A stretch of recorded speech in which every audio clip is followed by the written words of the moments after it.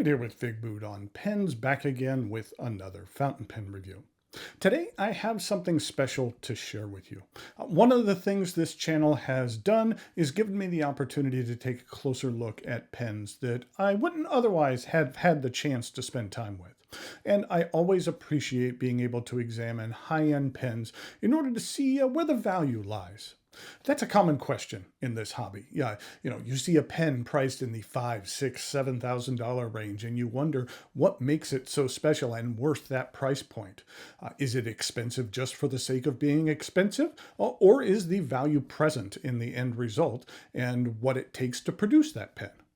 Now, the vast majority of folks are not in the market for pens in this price range. So for you, reviews like this are a bit of eye candy and educational and a chance to learn more about a luxury brand and the associated craftsmanship. But if you are in the market for a pen like this, there aren't a lot of comprehensive reviews out there. So the goal is to help provide as much information as possible to help you make an educated buying decision. I will admit, this was a challenging review to put together because there is a large amount of information and details to go over. So I might have a bit of a different format for this video. If I'm not careful, I would be taking 10 minutes before I even showed you the pen. But I am going to try and not get bogged down too much in the minutia. Even though in my research for this review, this pen provided me with several rabbit holes that I spent way too long exploring. Okay, that being said, the pen I have for you today is from David Oscarson, and it is one that celebrates the 25th anniversary of his luxury pen and knife making company, and it is called the Art Nouveau. What I am going to do today is go over the parts and features of this opulent offering, talk about what I care for and what I don't care for about it. I'll show some measurements, size comparisons, and provide a writing sample. Big thanks go out to David Oscarson for providing this pen on loan for review.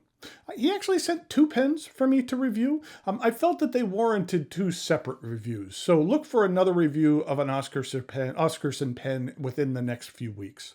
I'll give you a sneak peek at that other pen during the size comparisons. Okay. Before things get away from me here, in order to get a closer look at this pen, please join me over here at camera 2. The pen arrives in this very nice box. If you are not familiar with David Oscarson, he is based out of St. Louis, Missouri. He spent some time in his youth in Stockholm, Sweden, and began his career in the diamond business and later worked in the retail industry.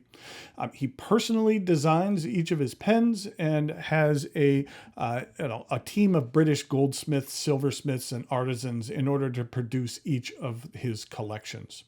His collections have various themes, generally revolving around historical events or personalities. There have been right around 40 of them. This was a pen from the Celestial series. And then here's a pen from the Russian Imperial series, which is designed to look like a Fabergé egg. And here's another one from the Sea Turtles series. Inside the box, we have a few things. There is a polishing cloth, which will come in handy since this pen is made from sterling silver. There is a rather extensive brochure that shows, I know this is at a bit of an angle, but it shows all of the other models that David has produced. It's just a real nice brochure that shows those. There is a certificate of authenticity. And then inside here, I always appreciate it when the box opens up in the front. We have a very nice wood box. And inside this box, we have a couple of things. First of all, the pen is contained within this felt pouch. And then underneath the tray here, we have a few things. We have a couple of some cartridges here, some blue cartridges as well as black. There is a glass eyedropper. There is a stick pen as well as an extra O-ring. And I'll get to later showing you what the stick pen and O-ring are used for. The Art Nouveau comes in 9 different varieties. In alphabetical order, there is the alabaster, the amethyst, the aquamarine, eucalyptus, French blue, ruby red, slate gray, slate turquoise, and translucent onyx. And let's set this aside here. The model that I have for you today is the alabaster. There is a lot going on with this pen. This is a limited edition. There will only be 25 produced of each color, so 225 in total. This pen is truly a functional piece of art. There is a lot to unpack here. First of all, the pen is made from solid sterling silver and incorporates 10 colors of translucent and opaque hard enamels over 15 sections of guilloche engraving. Artisans use a mortar and pestle to grind down a composition of glass, water, and metal oxides. The water is removed, leaving a fine paste, which is the basis for the hard enamel. A quill is then used to apply each coat of the mixture to the surface of the metal, ensuring that the guilloche area is completely covered in the enamel. The pen is then fired in a furnace at temperatures exceeding 1,000 degrees, fusing the enamel to the metal and forming a layer of glass. After cooling, the pieces are manually ground with a diamond file, restoring their proper shape and surface. This is a very tedious process, and it's repeated at length until the level of the enamel reaches the depth required to cover the peaks and to fill the valleys of each of the intricate guilloche patterns. When the final stages of firing are completed, the piece is polished and buffed, revealing the velvet finish of the translucent hard enamel. The production of translucent hard enamel like this demands a very high level of patience, experience, and skill, and the craftsmen who create these pens in the UK factory have decades of experience. Okay, there are two main pieces of art included in this pen, which are both tied to real-world inspiration. Let's start by taking a look at the top of the cap. Here you will find a cabochon onyx. Cabochon is a gemstone that has been polished rather than faceted. Then below that, we have some inlaid hard enamel. I know it's a little hard to see with these lights, but basically some inlaid hard enamel here. And then we have the clip and the cap. This is the first of the major artistic elements of this design. The motif of this cap and clip are a tribute to René Lalique's Dragonfly Woman corsage, which was made for a famous French actress by the name of Sandra Bernhardt. The corsage became famous as it was displayed at the World's Fair in Paris back in 1900. The hybrid figure was designed to incorporate the dichotomy of both beauty and repulsion. There is the bust of a woman in the gaping mouth of a dragonfly. The woman's head is covered by a helmet and decorated with two beetles, and besides beautiful colored wings, the hybrid insect also has the claws of a griffin.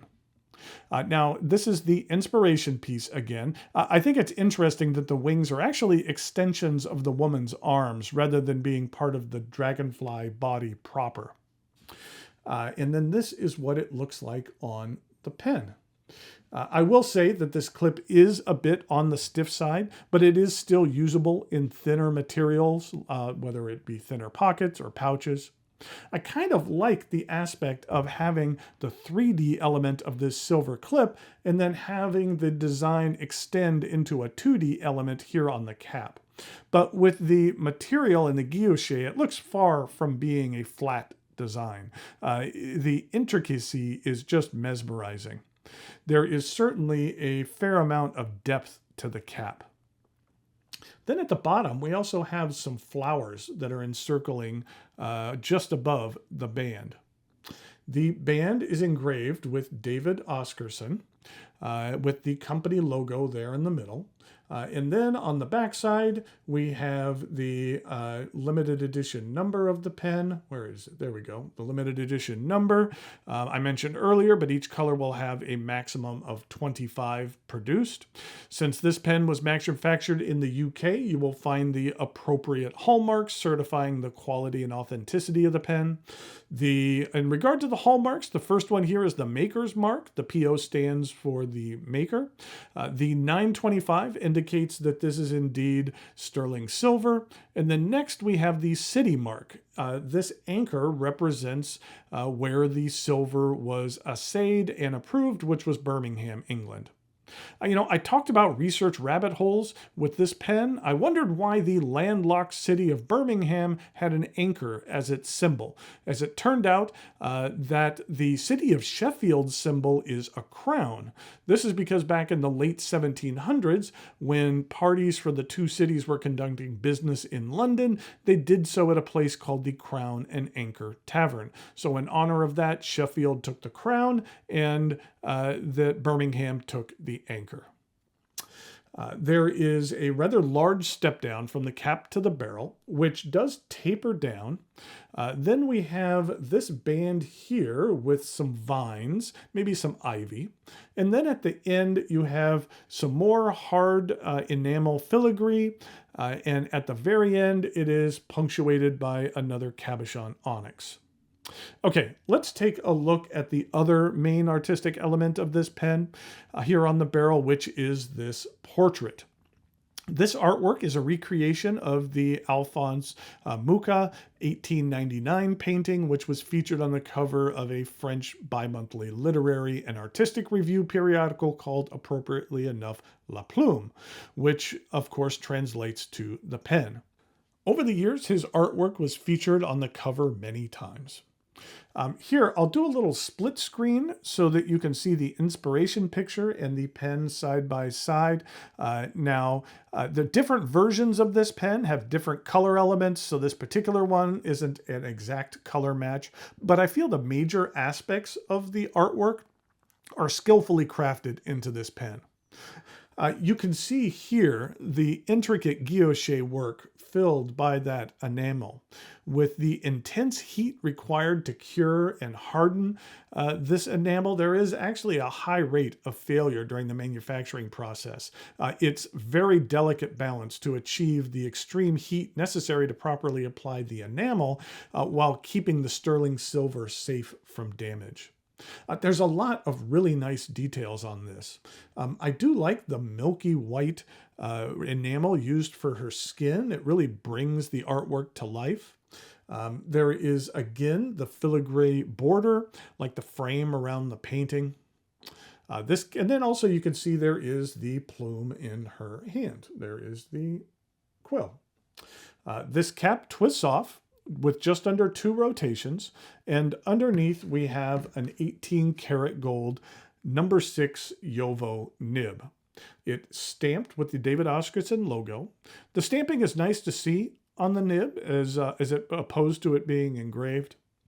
You can see that this actually, see how close I can get here. You can see that this is actually inked up. I like how the nib creep has filled into the 18 karat gold there, the stamping. What ink do you think that I would have put in this pen? Maybe you can guess from just that little sample there. And then here is a look at the plastic feed. The section begins with a raised ring. Like the rest of the pen, it is sterling silver. While I typically would find it rather slick and uncomfortable, I find the combination of the raised ring as well as the slight texture of this filigree help me maintain a decent grip. I wouldn't describe it as abundantly secure, but secure enough. Here is a close-up look at that inlaid filigree. It might be tough to see, but it is engraved on the pen and then filled with that opaque hard enamel. At the end of the section, there are some metal threads and then a step up to the remainder of the barrel. While I do find these threads to be a bit on the sharp side, that sit far enough back that while I am using this pen, they're out of the way of my grip and they aren't an issue, at least for me. While the pen does post, and I believe the contact is being made on that metal band, I would not feel good about the metal on metal contact. In addition, like I said, this is a very heavy pen, and posting it significantly backweights this pen. So I would recommend using this pen unposted, and it is certainly long enough to use in that way. Speaking of weight, let's show you what that is. You can see here on this scale, the pen itself comes in at just under 100 grams. The cap is 46 grams, and then the barrel, make sure it doesn't slide off, is 52 grams. And so you can see that coming in at 46 grams, let's see, a Mont Blanc 149, that's only 31 grams for the entire pen. So you can see that this cap is heavier than an entire 149. In regard to the filling system, let's show you what that is. It is a cartridge converter pen. It does accept standard international cartridges, a number which are provided, and you use the provided converter as well. Now, with this pen being 100% sterling silver, if you so desire, you could also eyedropper this pen, and that's where the pen and additional O-ring I showed you earlier come into play. If you choose to eyedropper this pen, you will need to install that second O-ring. There's a video on David Oscarson's site which shows you how to do this, but that O-ring needs to be removed if you would care to use a cartridge or a converter.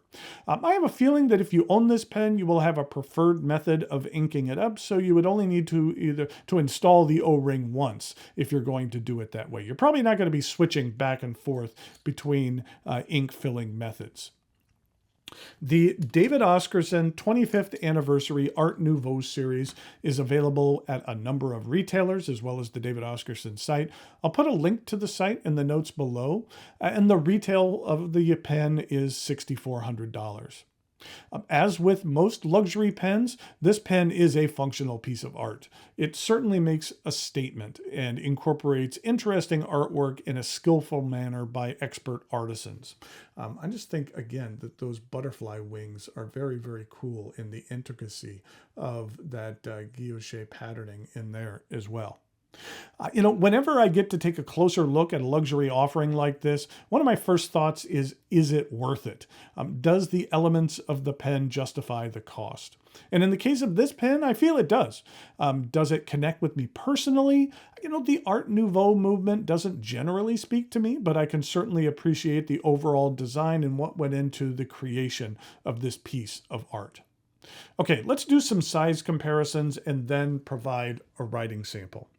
In regard to those size comparisons, here it is with a Mont Blanc Alfred Hitchcock, which definitely could use a polishing cloth and use some polishing there. Then we have a Pilot Custom 845.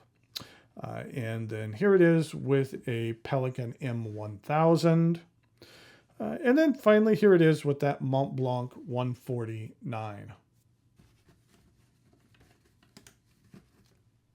In regard to a couple of other size comparisons, here it is with a Classic Pens LB5, and then here it is with a Conid bulk filler king-sized. And then I mentioned previously that David had sent along 2 pens to review. I thought it would be way too much to go over both of them, but I wanted to at least give you a sneak preview of something that was coming up, and this would be the Tesla model. So this is a model that is dedicated to Nikola Tesla, and there was just a lot going on in this particular model. You can see here on the barrel it has Tesla's signature, and there's a lot of other really cool elements of this pen as well. But this is what it looks like, and in a couple of weeks you'll be seeing that in significantly more detail.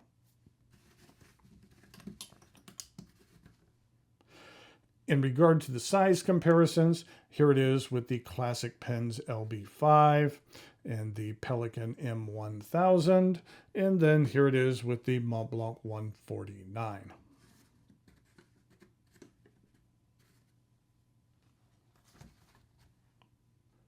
So here we have the writing sample for the David Oscarson. And this is the Art Nouveau. This is a medium 18 karat gold nib. And the ink I'm using is one of my favorites, is Pilot Iroshizuku.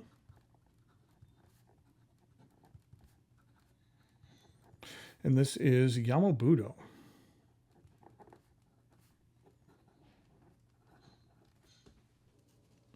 This is what the ink looks like. It's a real nice solid purple. It even has a bit of a golden sheen to it. Also, I thought it was interesting because this was an older swab that I had that it seems like it's kind of faded over time, because I would pull this swab out and I didn't think it necessarily showed the ink in its finest light. And so I did a new swab, and you can see that the new one is a little more saturated. This is what it looks like in regard to Robert Oster's Sugar Rush, which is a very saturated purple. And then here it is with Califolio's Antranopal. This is what the Pilot Arosuzuku bottles look like. This is very high on my favorite bottles list. I really like the teardrop in the bottle, or in the bottom. I think that it does a good job of letting you get all the ink out of there. And then plus, this is just one of those bottles that just looks really cool sitting on your desk. So here we go with the rest of the writing sample.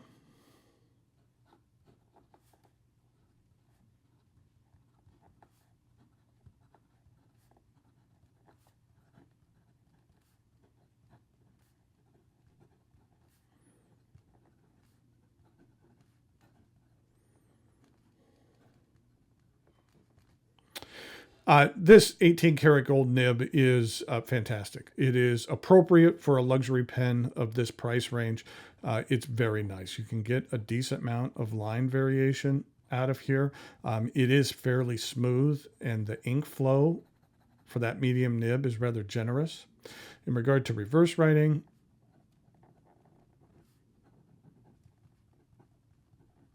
it isn't super smooth, but it gets the job done. And in regard to some fast writing, it's just very pleasant. Just a hair of really good feedback to it, but fairly smooth overall. And the feed has no issues in keeping up. So here we have David Oscarson's Art Nouveau, which celebrates his 25th year anniversary. Overall, I just think that, is this pen for everybody? No, it's not for everybody, but I think that it's very fascinating to take a look at. And if you are into this art style and appreciate this art style, then this is something that it would be very interesting to add to your collection. Until next time, thanks for watching, and I'll talk to you later.